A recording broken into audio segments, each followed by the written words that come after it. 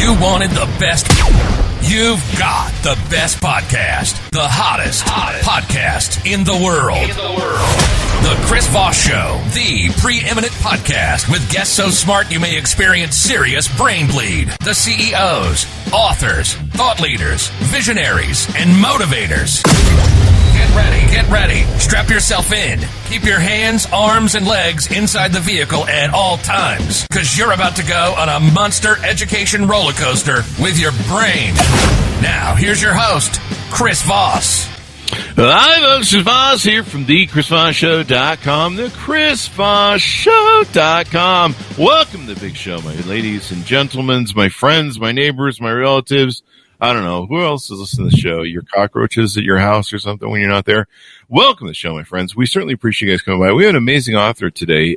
He published a book in 2016 called Idea to Execution, How to Optimize, Automate, and Outsource Everything in Your Business without the in the middle, of course. I ad-libbed that part. Nick Sonnenberg is on the show with us today. He's going to be talking about his latest and newest book coming out in February. We'll give you the tip on that here in a second. But in the meantime, make sure that you do the drill that you always know. The Chris Voss Show, the family that loves you but doesn't judge you, at least not as harshly as your mom does when she tells you to go clean your room. Anyway, guys, go check out youtube.com/Chris Voss. Hit the bell notification button over there. It gives you so much pleasure. If you've hit it before, go hit it again. You'll feel like you've accomplished something for the day, and you can just go to bed, man. You're like, hey, I hit the bell. I followed Chris Voss, the Chris Voss Show. I wrote a great review on the Apple iTunes there, and I've pretty much done my work for the day and accomplished everything I need to do. It's time to go home. Screw it. Take a nap. That's what I'm doing later. Anyway, guys, also go to goodreads.com/Chris Voss. Read everything we're reading and reviewing over there. Go see the big LinkedIn group, 130,000 people yakking over there, and our big LinkedIn newsletter and everything going on LinkedIn. I got to tell you, ever since Twitter decided to become worse than it could become, because God knows that wasn't possible, but it is, I guess. I don't know where that's going. But, that LinkedIn sure is cool. And we're trying to do TikTok, so follow the show over there as well.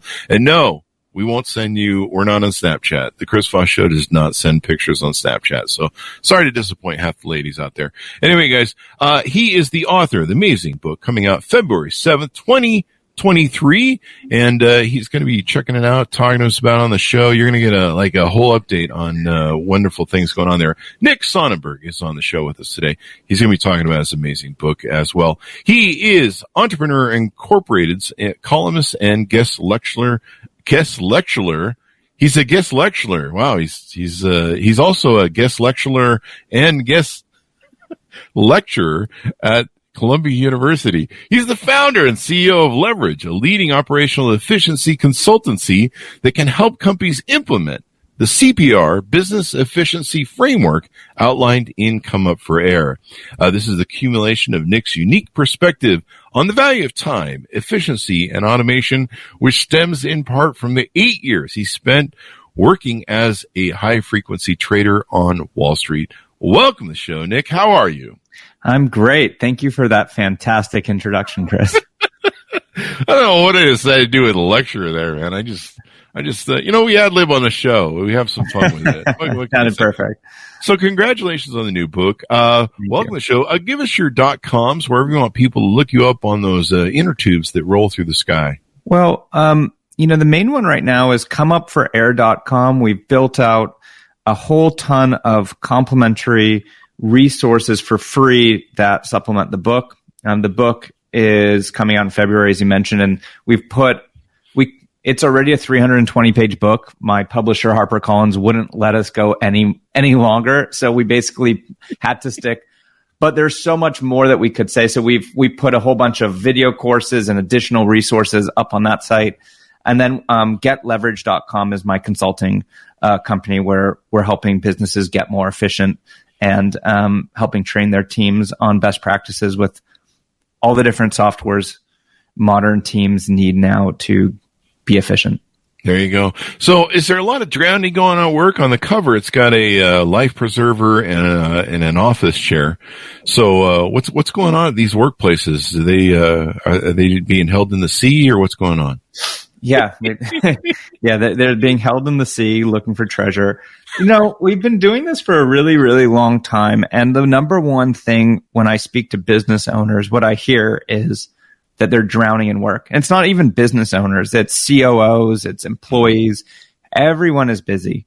Everyone is drowning in work. So, and it's not that hard to stop drowning in work and to make work easier, more fun, more intellectually stimulating, more enjoyable, and not make people have to waste time going on scavenger hunts looking for crap that is just a byproduct of being disorganized and not being operationally efficient. So the output of what my book is trying to achieve for people is to make them more efficient, remove the scavenger hunt from the company, allow them to free up time to work on things that give them more joy and tap into their unique ability by aligning them on not just how to use the various technologies inside of their team, but when to use it, and aligning them on the best practices of what the purpose is of email versus text versus Slack versus all these tools. And so when you align teams, and it's kind of like speaking a new language, these things, it allows them to save a lot of time, stop drowning in work, thus the title Come Up for Air. There you go. So this seems just like antithetical to proper business. I mean, I want my employees drowning in work.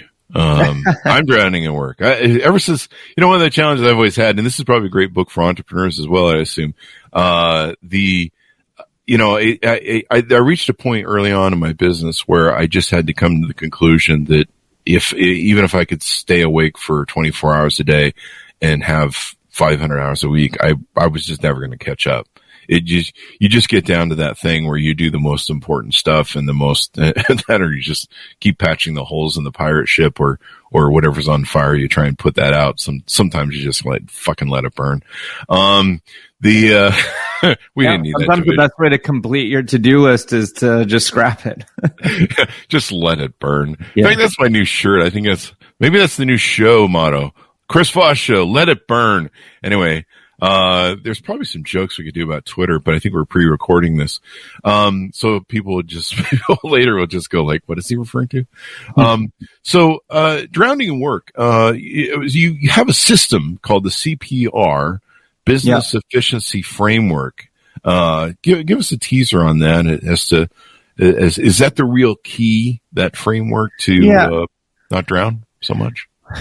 Yeah, I mean, let me back up and maybe just share a bit about how I came up with that, because I think it'll give a little bit of context to the listeners now on how I kind of came about it and what kind of teams that's useful for. But about a few years ago, I was meeting up with my business partner. We were meeting at a co-working space. I was grabbing my coffee, and he taps me on the shoulder, says he needs to talk, and he tells me he's leaving. And it's not that he's leaving in 2 weeks. It's not that he's leaving in 2 days. It's he's leaving in 2 minutes. So I've got 2 minutes to figure out what the hell to do here. And I felt like the weight of the world just kind of fell on me. I was like, holy crap, there's no way that this is going to work. I was like, my palms were sweating. I was just like, borderline shaking.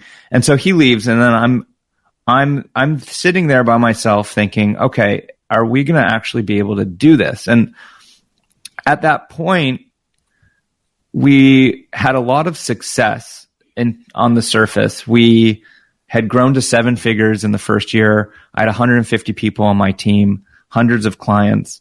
We were growing at 20% a month. What we were really focused on growth, and we were neglecting a lot of, you'd said before, patching the pirate ship.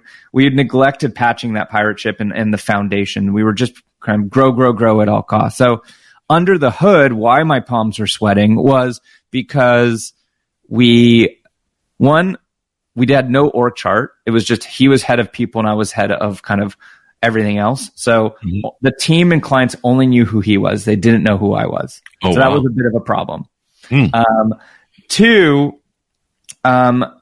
we were growing at 20% a month, but we had 15% churn. So every month, 15% of clients were leaving. And so what that means, when you lose the face of the company, you lose that 20% new clients, and you're just left with a hole in your pirate ship of 15% out every month.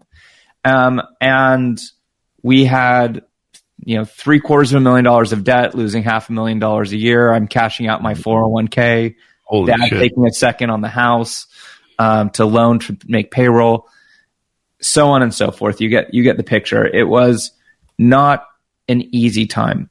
And so I had two choices. I could either bankrupt the company, or I did see a path to fixing it.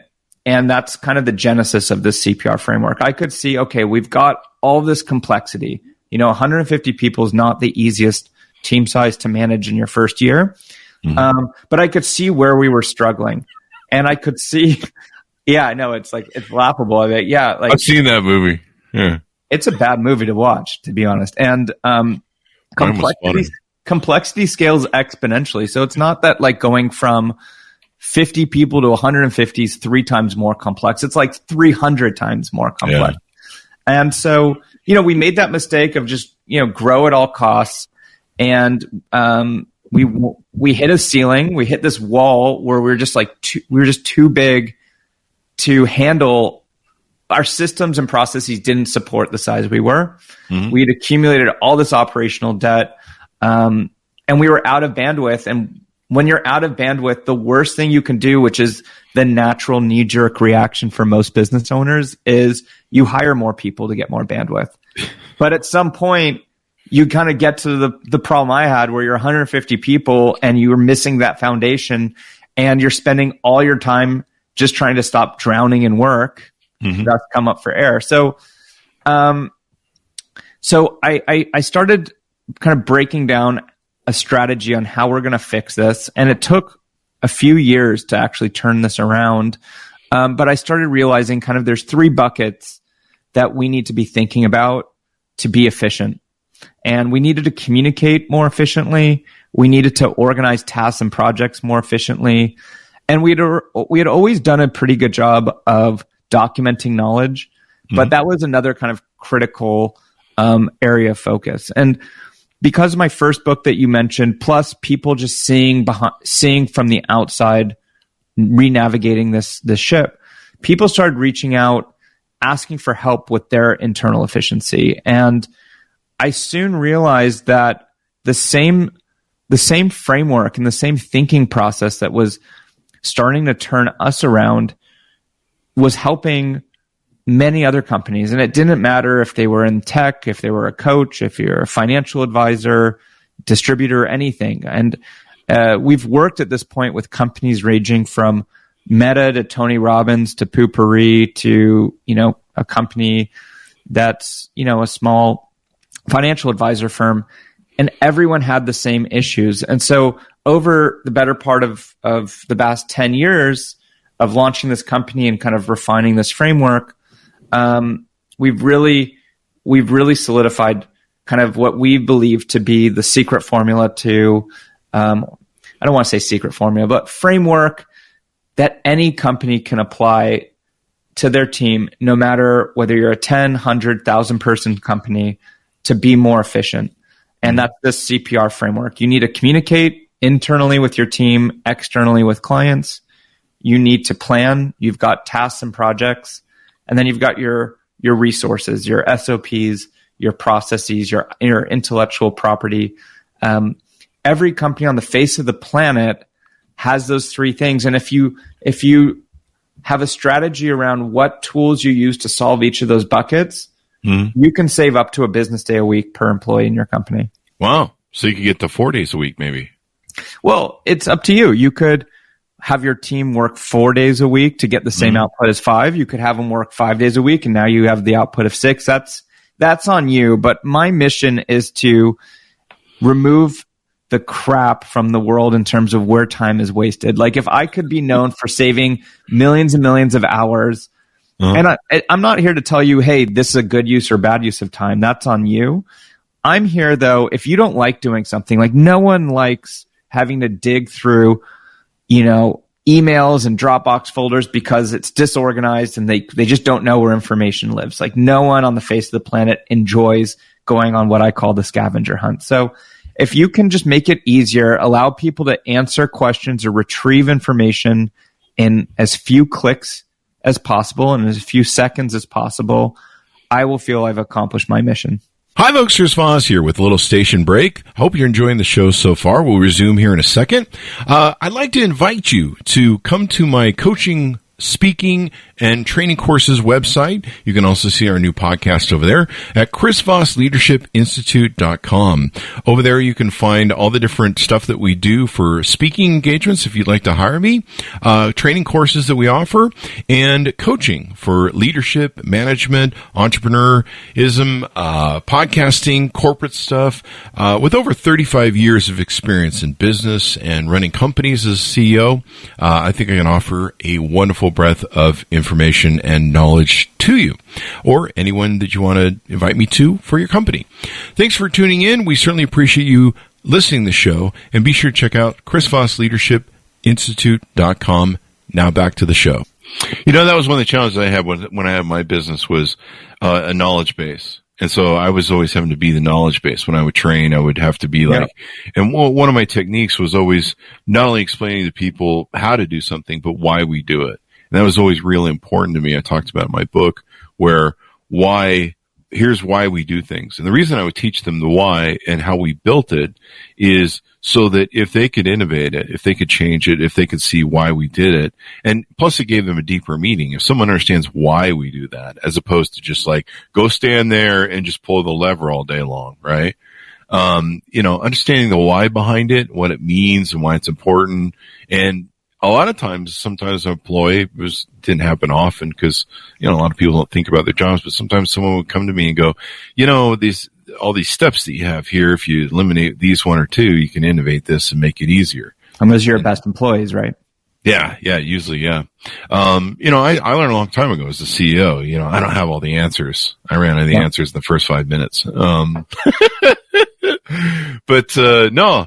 So the CPR, does that stand for some sort of... So communicate, plan, resource. And, play on words. We're resuscitating your business, so you're drowning in work. CPR helps you resuscitate. Also, those are the 3 buckets that you need to be operationally efficient. But I think what you just said is very profound. Making sure people understand the why behind these things, even with the CPR framework, it's important because it's impossible as a leader in a company to spell out every single rule and policy.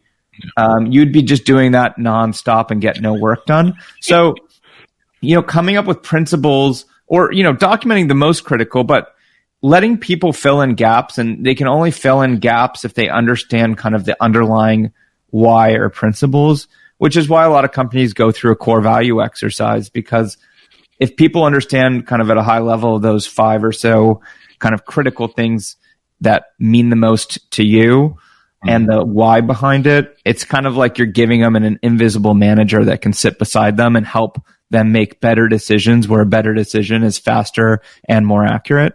And so understanding the why behind things, I think, is a very profound thing that you just said. And I like what you said too, where you mentioned about how it's the company, why it's important to the company, and the company, I think what was it? There was a term used, it wasn't mantra, but the company values, I think is what you said. The core values. So, they can see how all the pieces fit together and how it means something, and hopefully it means something back to them. So I like that you I went through the same sort of experience, where I had a business partner come to me after 13 years and throwing the towel, not only throwing the towel, but the company they were supposed to oversee, they ran into the ground to file bankruptcy, so that it would take all of our companies down. And I had 1 week to save it from bankruptcy, so that was fun. So how did you turn it around? I basically spent 48 hours trying to dig up what he'd done.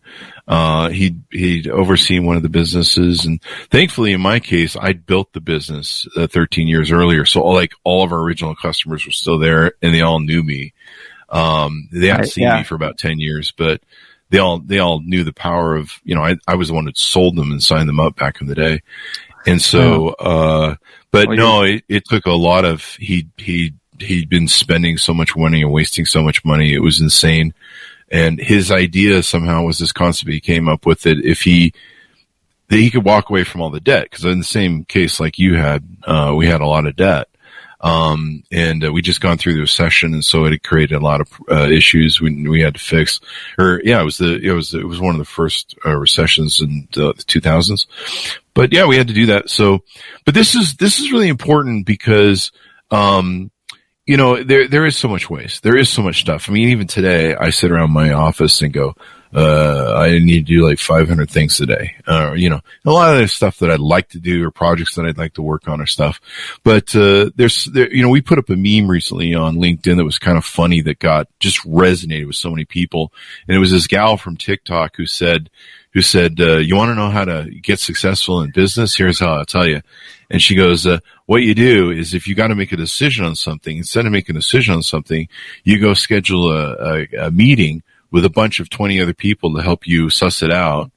And then you just create subsequent meetings to plan it out and decide if it's a good idea. And then you go hold a whole new meeting. And then when you're done with that, you just scrap the idea and say, we need to redesign this decision again, and then do it all over again. And then eventually they give you executive assistants where you pretty much have them waste their time 24/7. It's all about wasting time. And I see so many people in today's world, they're complaining about, the 12 Zoom calls a day that could have been an email, the emails that could have been a phone call or a message or a text message. They're complaining about all these things today that's going on in the world. There's a lot of waste. And I think that, people are over hiring when they don't need to, because they're only getting maybe 50% or 60% of what they could out of their staff. I mean, I've seen some cases where it's even lower, but if you can free up people's time, eliminate that scavenger hunt, and move them from 50% to 80%, and get an extra, 30% or so out of each person, it really reduces the pressure of hiring people. And it's not just the amount of money that you save on that hire. Think about all of the effort, energy, time, resources, and money to interview and recruit those people. Usually when you hire someone, it takes X number of months to get value out of them. Mm-hmm. It's not that day one they hit the ground running and just adding tons of value and you're making your money back. And even if that were the case, every person adds exponential complexity. Every person makes it exponentially harder to collaborate and coordinate in terms of how information can transfer. So, freeing up all those inefficiencies and optimizing, when should you Zoom? When should you Loom? When should you email? When should you, it's not rocket science, but that stuff can actually add up to that extra business day a week and really help. And it's not also about time. Culture is something that we have to talk about too. This increases culture. I think that having a staff, a team that's less stressed, right? Because stress is a large part of stress on teams right now is they're overworked. You can't remember, what did I do today? Did I give Chris back that, the show notes of the podcast? I don't know. Let me go and look around on my desk. Blah, blah, blah. Because they don't have a system. They don't have a trusted system where you click a button and the status of what do I need to do? What is my team doing? What's past due? What are my priorities? Things are all over the place and it's just more stressful. Balls get dropped, and it's not because you have necessarily bad, untrustworthy team members. You have bad processes and bad systems that causes people to drop balls. But the byproduct is trust deteriorates. If I know that I've only got a 50% shot of if I ask you to, edit this podcast and get it to me by Friday, and I know historically I'm, only 5 out of 10 times that's going to happen, I might think you're a good guy and I might trust you ethically that you're not going to steal, but I might not trust you to deliver that podcast. And then that gives me anxiety. Our relationship deteriorates. Now I've got to send you a text, a Slack, and an email because I'm not confident you're checking any of them, right? And so I'm wasting all this time and energy going into all these platforms, chasing you, right? And that's no fun for me. Now you've got 3 messages to look at instead of 1 because the other person giving the message doesn't. And it compounds and it compounds and it compounds. And if you could just get rid of that, it's not just you'll get more work done, but you'll get it done in a better, healthier way as a team and really increase the culture of the team. Business culture and environment is a huge thing. I learned that very early on. I think I knew that before I started my companies, and that was a really important thing that when I started our companies, having a good culture and a healthy culture. You know, one of the things we had in my company, and not to plug my book, but it's in there. But one of the things I wrote about was one of my favorite sayings was our motto was the only stupid question is the unasked question. I don't know where I stole that from, but it might have been Tom Peters. You know, so it created a culture in our environment where not only us explaining everything, the why, the how, who, what, and why of where, what we do, instead of just telling people go sit in the corner and pull the lever. It created a culture where people would ask questions, and you have to have an environment where if people, you know, go, hey, I don't know something, even though I didn't pay attention in training. Don't be mad at me. They had the ability and freedom where no one would be mad. They'd just be like, okay, great. Let's just get you up to speed. You know, please tell me, you know, the one thing I learned in my business, man, that one guy who slept through whatever the part of training was that told him, don't push the lever to the right, just pull it up and down. A little lever callback in this show. You know, and they told him, hey, if you go right with the lever, you'll break the 30,000 machine. That employee will break that 30,000 machine. That guy who doesn't know what the F he's doing from his training, he will break the machine. He will cost you, he will bleed you out of money and give you the biggest wounds. And so for me, always having that, the only stupid question was the unasked question mantra in our office. But I learned very early on that culture, having that culture is really important. You know, you talked about how companies and people are constantly chasing stuff. I've seen companies where they're so, I don't know what the right word is, but they're so worried about losing their jobs and getting fired that they would spend all day writing memos about the meetings and about the emails just to try and make sure that they weren't ones blamed for anything. Like, no, I think that is a big byproduct of poor culture, but most likely people that are worried about that and spend their energy on that, like there's probably no CEO that wants, you know, if it's between, hey, Chris, I want you to spend half your day writing a memo versus like, hey, Chris, could you close some more deals and increase our revenue? You know, most CEOs are going to want you to spend your time in better places. So I think that it's also a function. I talk about this in the book, not setting clear expectations with people to hold them accountable. And, you know, it could be how you do sprint planning and how you prioritize projects and how you hold people accountable to hitting certain deadlines. If you don't have systems to do that or a process, that's tough. Also, there's things, and again, we talk about this in the book, and on the website I mentioned, comeupforair.com, we've got a whole bunch of other resources around this. But OKRs, objectives and key results, is a goal setting framework.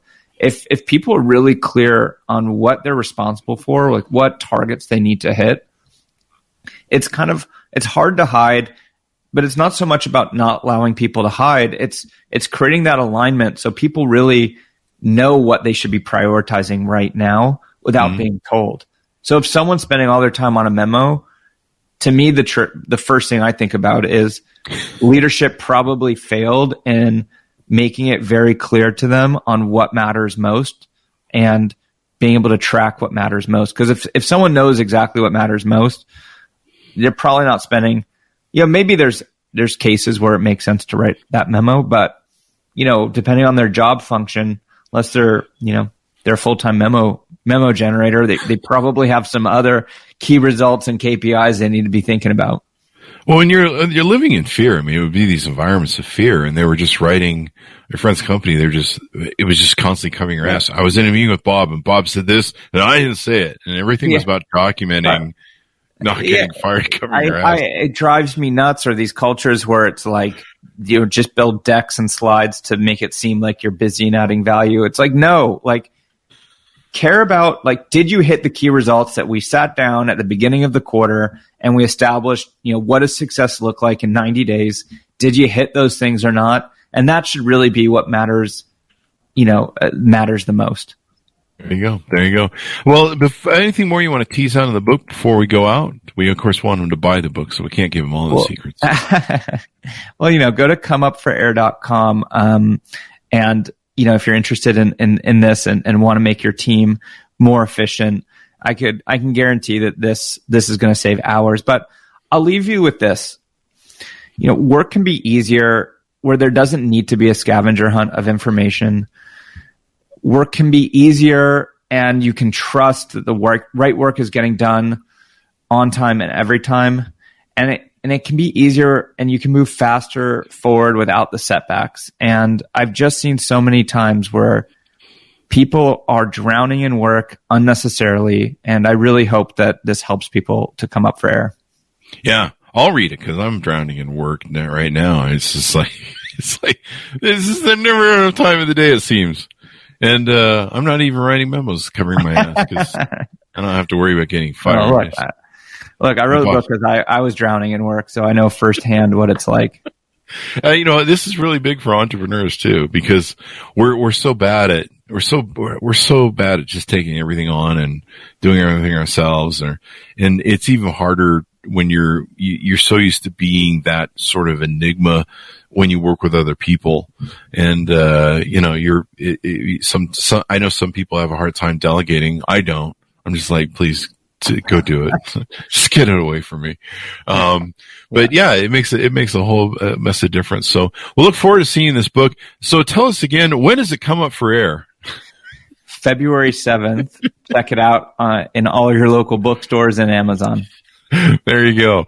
It's coming out February 7th, 2023. Come up for air, how teams can leverage systems and tools to stop drowning in work. Nick Sonnenberg has been with us today. Thank you, Nick, for coming on the show. We really appreciate it. Thanks for having me, Chris. It was a lot of fun.